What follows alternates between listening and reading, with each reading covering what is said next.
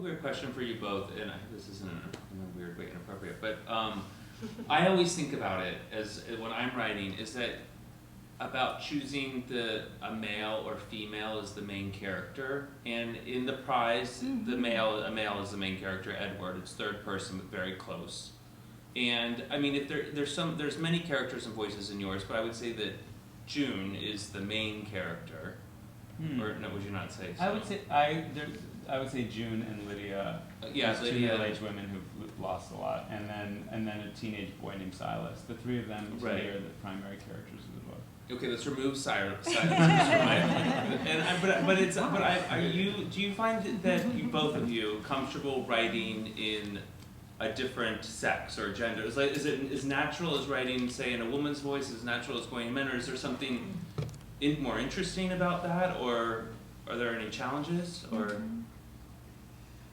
I love that question because it was really fun for me to write in a male point of view. I mean, my novel is, it's a close third person, but I do have an authorial voice that kind of comes in and out of the novel. But I remembered thinking to myself that I really was interested in writing about a male character, and as this is going to sound very weird, but I kind of think of my novel as a feminist novel because I wanted the main character I wanted him to be a character that women would really fall in love with, and I see him as being a very gentle man who makes mistakes, as we all do in life, but that there's something very gentlemanly about him. And in fiction, you don't often, as a woman reader, I don't often find male characters that I really sort of fall in love with. So, and the other thing I was interested in doing in this particular novel was that there are three very strong female actually four strong female characters that he's surrounded by, and the women really have a strong impact on him, and they really change him in some ways. So I was also interested in that idea of, he's a male character that really does love women and really respects women. So that was, something that I was kind of conscious of. He champions a lot of women's work. Yeah, exactly. And one of my favorite novels of all times is The Portrait of a Lady by Henry James. And I've learned a lot about fiction through thinking about that novel. And, Isabel Archer is, there's four men that that really affect her. And so I wasn't consciously aware of that till I finished my book, that I kind of had these three strong women characters that were really affecting my male character. Yeah. So that's kind of a long way of explaining that, but it was also really great to get into a head that was different from my own. So I enjoyed that. I'm curious about you, Bill. Yeah, I don't know. I think I was anxious.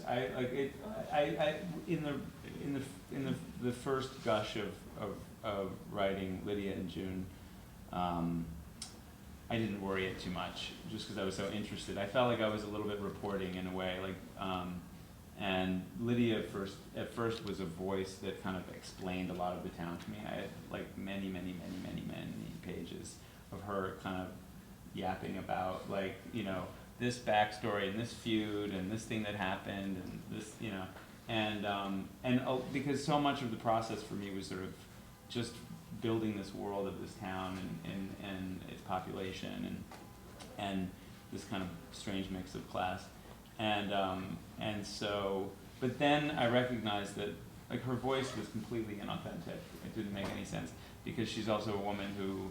She's a house cleaner. All of the people who she cleans for are in the city during the week. She actually doesn't interact with them. They leave money for her. She's kind of a banished woman in this town who's made a lot of decisions which the town judges. She's quite isolated. She lives a very siloed life, and she barely speaks. And so, and even if she did, it wouldn't be half as articulate as I had made her.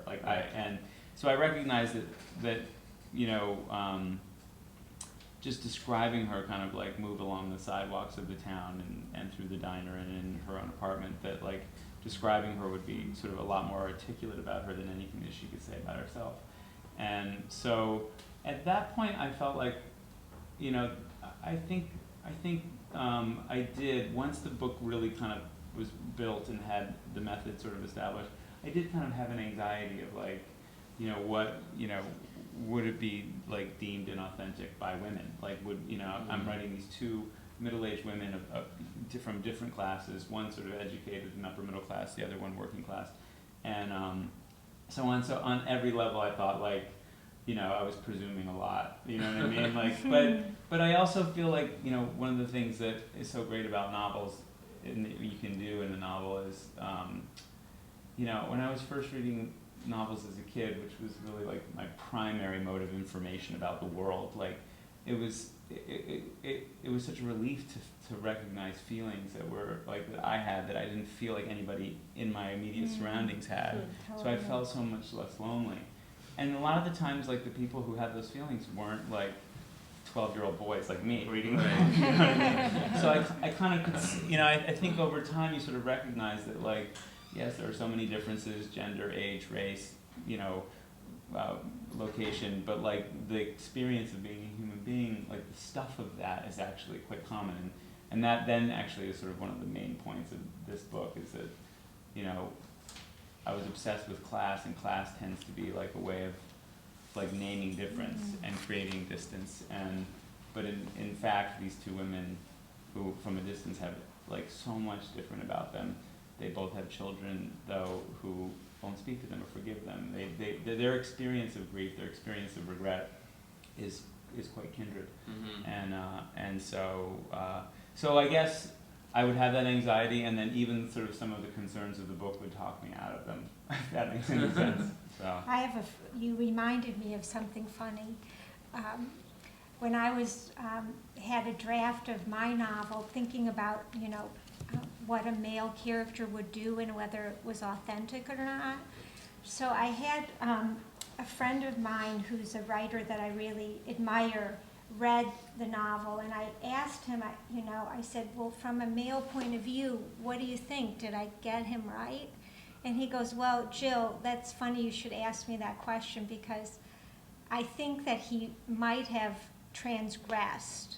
So in an earlier version of this book, my main character does, have this attachment to another woman, and he's married. But I kind of kept it as an emotional liaison. And this writer who I respect was laughing and said, well, I kind of think he would have gone for it, Jill. Right. And I kind of thought it through, and I sort of felt like he was probably right. So that was interesting. And I did sort of revise it along those lines. But yeah. So should you read? I would love for you to read something if you want to from the prize. Well, you'll read something too? Yeah.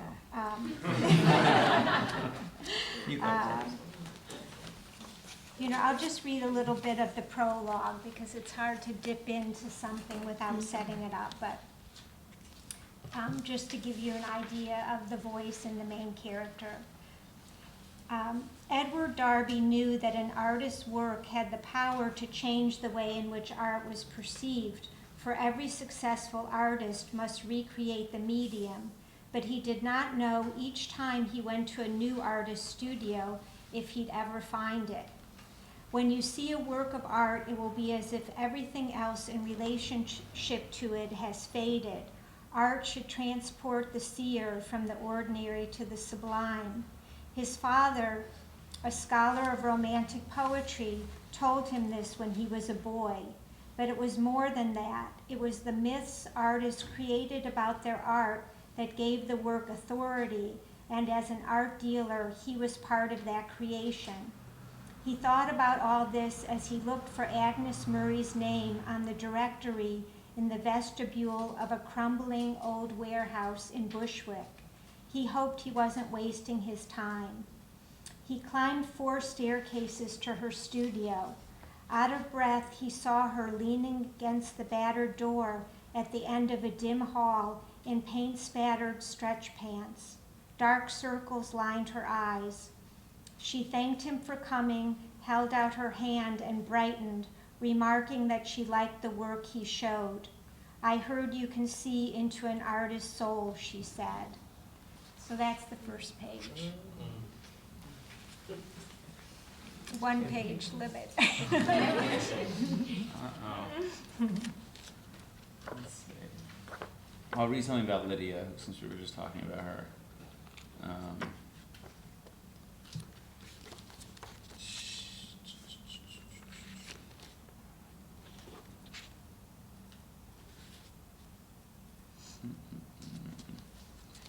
So her son has been like killed in this house explosion, and he gets blamed. There's other people in the house too.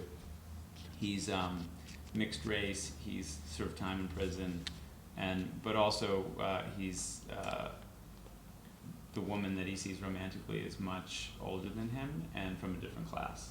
And so, which in this town is kind of like maybe the worst thing he did. And so Lydia's in this diner and she hears these people talking about this tragedy and how it's this druggy kid who like is responsible, and she sort of blows up and storms out. Yeah. So I'm gonna read like a little bit, skipping around. Each day, even in the rain, she walks. Her car, an old light blue Chevy Lumina parked behind the apartment building where she lives, hasn't been driven in over a month. She only ever used it for cleaning jobs, and if she needed to go somewhere in town, she always saved gas by walking. The grocery store and the coffee shop are her only destinations now, and she goes to both on foot. She kicks at a pile of leaves that have been raked and left uncollected on the sidewalk and considers the thousands of times she's walked here. As a little kid, a teenager, a mother, and now. She can't imagine anyone walking these sidewalks as many times as she has. My feet are famous to these sidewalks, she thinks, and the idea almost amuses her, its novelty breaking for a split second the panic that drove her from the coffee shop. She holds her breath as she walks past the cemetery, perhaps the only childhood superstition she still holds on to. She clears the street corner that marks the end of the property and exhales, imagining all the thwarted ghosts, including her parents, who wait inside the cemetery gates for her to join them. Luke is buried in the small cemetery behind St. John's Church, where Lolly Reed was supposed to be married. It's across the road from where June's house had been, and seemed to Lydia the obvious place. In addition to Luke's plot, she bought 2 more. One for her, and though she never had the chance to tell her, one for June.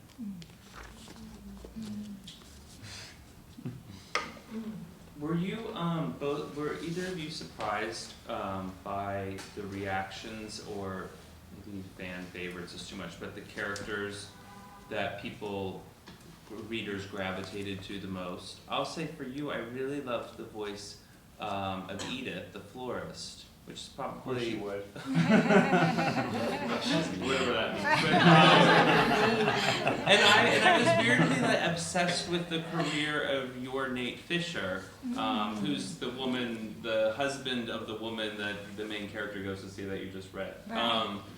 The little lives in both of your books take on extraordinary weight, and I was just curious if you felt ever a need to expand on them, or you wanted to go further with them but controlled yourself, or...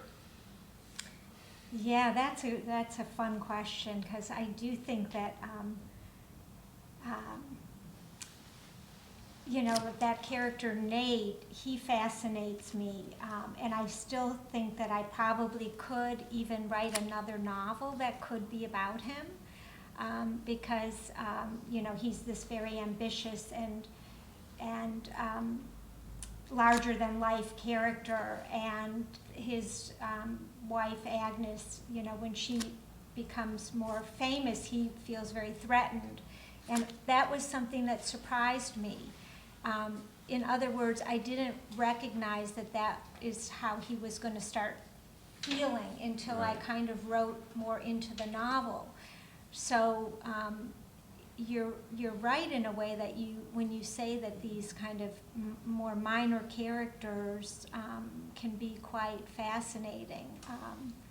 So yeah, I think that there probably would be more to say about him, but I didn't want him to dominate. You know, Right. that's the challenge, I think, as a writer, and I also see that in my authors that I edit. You know, like the balance.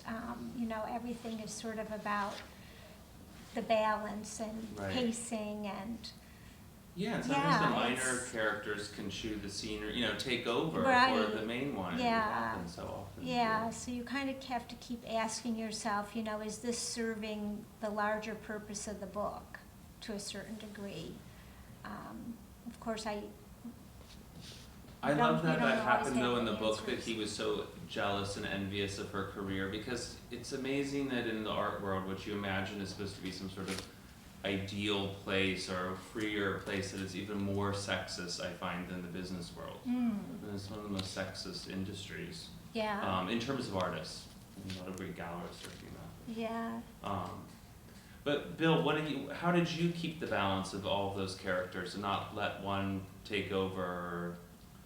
You know, it was really, I wrote, like Lydia, for example, there were hundreds of pages from her, and she threatened to kind of overwhelm the entire story, because I was just so, I mean, if anybody like wore a scarlet letter in that town, it was definitely her, and that's always the person I'm more interested Right. in. And I just, so there was a way in which, like, even after I had converted her, like, the writing of her into this kind of close third person, I had to, like, work against, like, there were many other scenes and pages and sections that just didn't fit in the book. And as Jill said, like, after a certain, I mean, I think that maybe the one like lucky part about like our jobs is that, I know I can speak for myself, not Jill, but I know that I'm in the process with a lot of writers. I'm sort of like, at the edge of the genesis and evolution and completion of a lot of books, whether they be novels or memoirs. And so over time, when you've been privy to that process, you can get a feel for like what's, what works. And it's not just reading, but it's actually seeing how things that could be wonderful pieces of writing, like seeing them get slaughtered and, sort of put in the bin. And because if you haven't seen that happen a lot of times, maybe, I don't know, like, it would seem impossible or like just too tragic for words. And yet, like, I see that differently now, because I see those sections that may be wonderful but that don't serve the book as sort of necessary. They're almost like vehicles that get you to a certain place in the writing Right. and thinking about the Yeah. characters. And so I got comfortable in the writing of this throwing away a lot.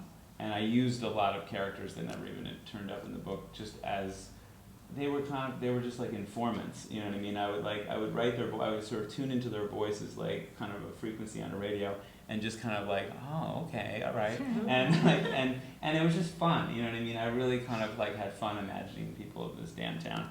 And Did you write it in any sort of order to what it stands as now, or? Ish. Like with great swerves away and back and then, but there's not really, no. I mean, like, somehow it felt like there was after a certain point that there was a shape to it, and that things were kind of progressing. But like if the lights had gotten turned on in that room and anybody looked, you'd run out of screen. It just looked terrible. I mean, it was a disaster. Right.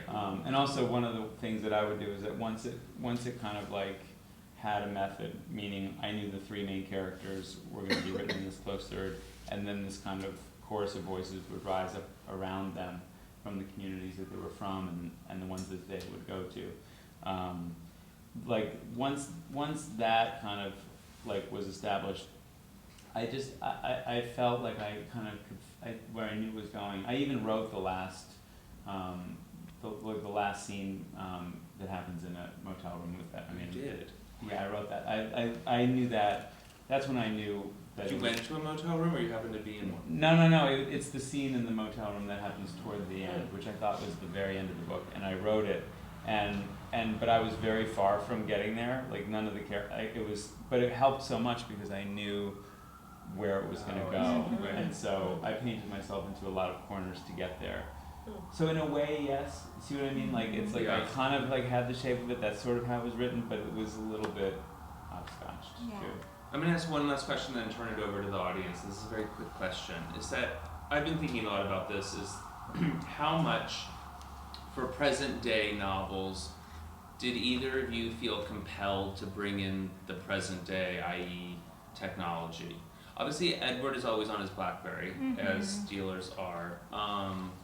But I'm curious, like, if writers, if there's a responsibility of writers to sort of show the current world and thus put everyone in Skype or, you know, continually talk about Twitter, or if novels are still a space where that doesn't have to infiltrate. What your personal feelings are, and then you guys can ask questions. I'll shut up. It's funny you mentioned the BlackBerry because my editor said to me, Jill, I think you should change the BlackBerry to an iPhone.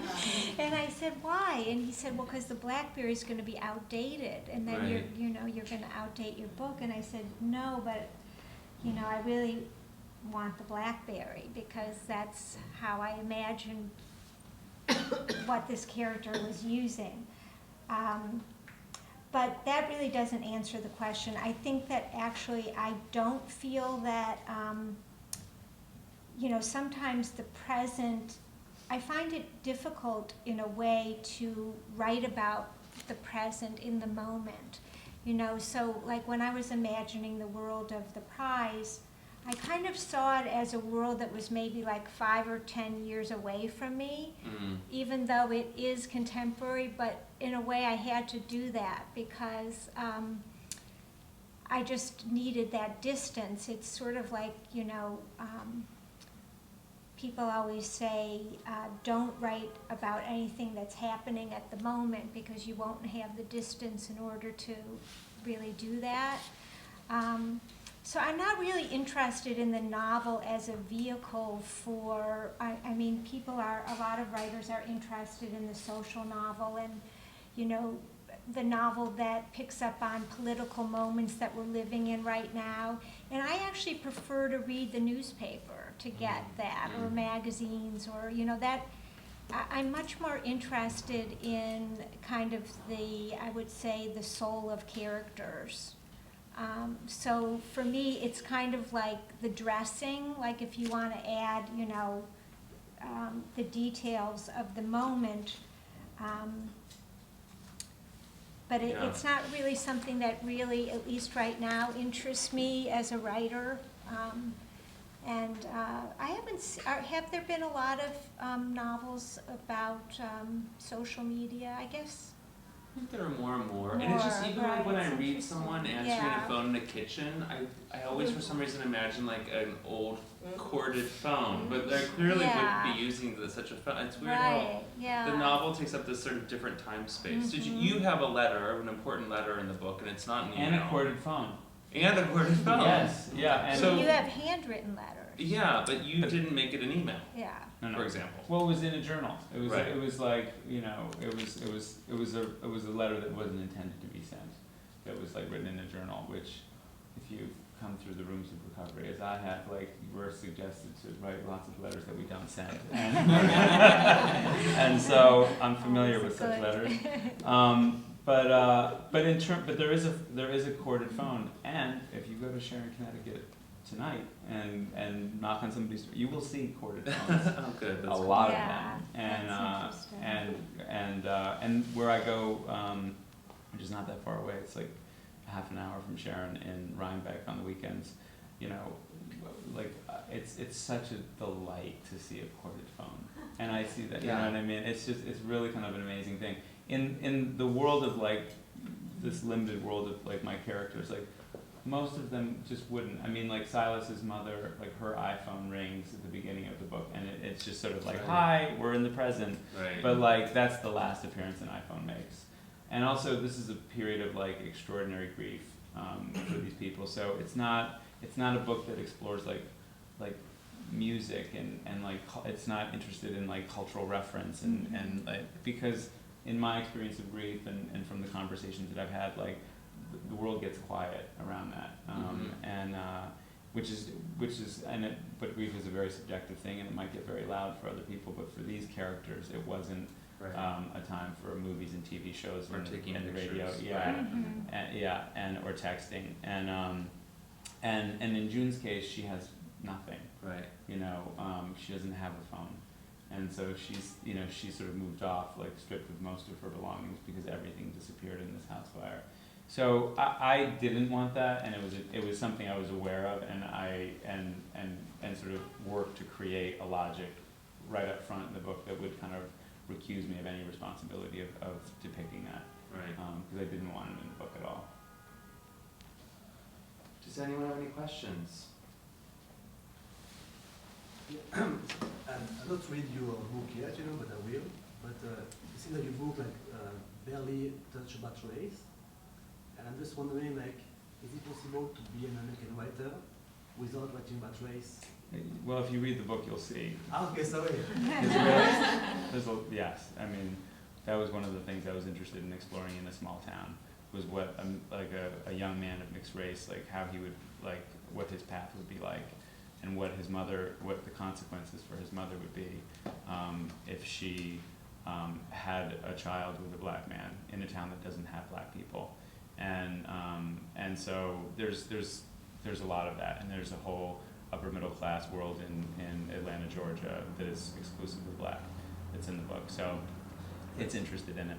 Right. So, as a white writer, talking about a mixed race like man, is that like a legitimate issue need to be solved? Is it possible for a white writer to talk about like a mixed race man or like a black character? Well, read the book and tell me. It's really, like, you have to tell me. I did the best I could. Thank you. Yeah. You had a question. I was going to ask you, I think you said in the beginning that you had the draft in your mind. Do you change much from that original draft? You know, I didn't have the whole draft in my mind. What I had this idea that I had the character Edward, and I had Agnes, the painter that he discovers and makes famous, and I had the idea that it would center on this prize. But I didn't really know, and I knew that she wasn't going to get the prize, but I didn't really know how I was going to get there, and the idea of that somehow this artist, that she would sort of be a big part of what was driving him at this particular point that I was documenting in the book. I think it's about a year long. So I really didn't know much more than that. And then as the book grew in my mind, it kind of just took on a life of its own. I mean, I think that writing a novel, it's like you have to make decisions at certain points. And I try to apply some of the things that I tell my authors, because I'm also an editor and I edit a lot of fiction. And I always feel like the first couple drafts, an author is sort of learning about his or her book. And then at a certain point you have to kind of look at it and see, is it all making sense? And what needs to be, if more trouble can be made. For instance, in the prize, I wanted, I think you might have said this too, about I wanted to stack the deck against this guy and see how he would fare, so I had to cause a lot of trouble for him. And, sometimes like in fiction, I think that, there has to be some kind of trouble. And then, so, yeah, it's all kind of ethereal in a way, but it's not, yeah. Thank you. So Bill, you've talked a lot about your addictions and how much had that shaped this book and the writing of this book and what its influence. Can you talk about that? I think I think the primary way in which it like shaped this book was that you know I love like the kind of the accidental sort of pairing of people in life, and recovery is a great like example of that. It's this sort of like terrarium of like, you know, very unlikely like alliances, and because so most people who come into recovery are not on the wings of victory, you know what I mean, and they're in a lot of pain and they're desperate, and I was those things, and so you become a lot less picky about sort of who is in your life, because like you need help. Like the people who are in recovery with you, especially in earlier recovery, really like they save your life, and so you have you know bankers and people and baristas at Starbucks who you know are talking at 2 a.m. and sharing the most you know kind of like desperate truths and most revealing truths, and these friendships that sort of like are forged in the fire of that necessity, and I just love it. It's and so in this book, they're desperate for different reasons. You know, they're desperate out of grief and great regret and pain of all sorts of kinds, and so you know, like there's a kid in here. Actually, Jill and I worked on a book that changed my life a lot. Is the Journals of Rachel Corrie, and who's an activist at a very young age. And the sort of amazing thing about the book is that she documents this kind of rustling of a sense of like responsibility to you know sort of like right the wrongs and how that played out in kind of suburban Washington was like. You know, the homeless and a stand of like virgin redwood trees that are being threatened and things like that. And she writes about this instinct to kind of like step in and help. And there's an amazing moment in one of them where she comes from some peace march when she's like 16 years old, and she says like, what's happening to me? Like, what am I becoming? And it's just like, to me it's an amazing privileged glimpse at like the genesis of like a social conscience. And so in the book there's this character Will, and he shows up and knocks on the door of this widow named Sissy, and he's just bored. He's like, "Can I help out?" Like, and she cleans rooms at this motel, and she's a pretty like tough character, sort of austere and like kind of like self-contained. And over the course of time, this kid changes her life, and really is in no small part the reason why when this woman who is you know, really doubled over in pain and wants to die, and really goes to this room to die in this motel, like this, you know, this woman who's been affected by this boy, like she saves her, like and it's very quiet. She just brings her soup. She just sort of lets her know that she's not alone, and so I love like that was one of my favorite things to do in the book was sort of trace the impact of like one person on another person and another person, and none of them would have ever been in the same room together necessarily. So recovery, like my experience in recovery, like absolutely informed that. Yeah. I read the book and I totally got that, so that's great. Oh, cool. Yeah. I think we have time for just one more question. Yeah, I was very happy that you brought up the fact that you wrote the last chapter before you finished the book, because I've always wondered how that evolves, and I guess it does evolve from writer to writer. Some people know where they're going and others don't. But when you wrote that, had all the characters at least been developed, or did that last chapter dictate more characters coming in?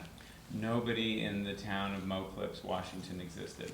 Oh. So, so like, and which is where the scene takes place. Yeah. And so it was literally a gift from the gods, because what it meant was that I knew, for Lydia especially, like sort of like what the arc of her story would be and how she would change over the course of the book. And so knowing that like gave me everything. And it was impossible to get there, but that was I just saw this moment between these two people and wrote it, and it's almost exactly as it is. And did you find yourself, when that happened, starting to work backwards? Well, To I connect had no dots. other choice Right. because from there was an Right. empire of just blank space. Like, so I had to go back, Right. yeah, to get back there. Yeah. It's a phenomenal book. Oh, thanks. I appreciate that. Thank you so much. Thank you. Thank you.